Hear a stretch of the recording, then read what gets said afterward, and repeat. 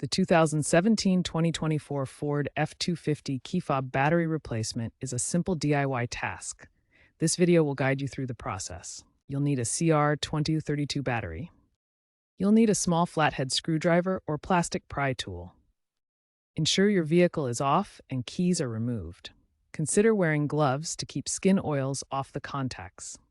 As of 2024, Ford has not introduced major hardware changes to the F-250 key fob design for models from 2017 to 2024, meaning the battery replacement procedure is consistent across these years. A minor update in 2023 Ford models included improved battery life, up to 5 years in some cases, due to enhanced power management in the fob circuitry, reducing the frequency of replacements. However, issues like dead batteries persist due to normal wear or environmental factors, e.g., extreme cold affecting lithium battery performance. First, carefully pry open the key fob using a small flathead screwdriver or plastic pry tool to avoid scratching the casing. Remove the old CR2032 battery from the compartment.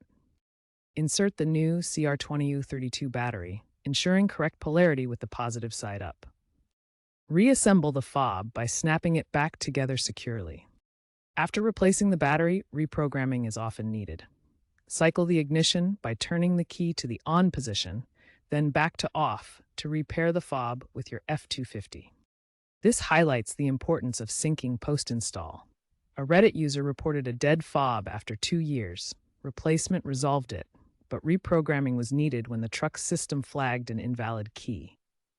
If problems persist, refer to your owner's manual or a Ford service bulletin for specific instructions.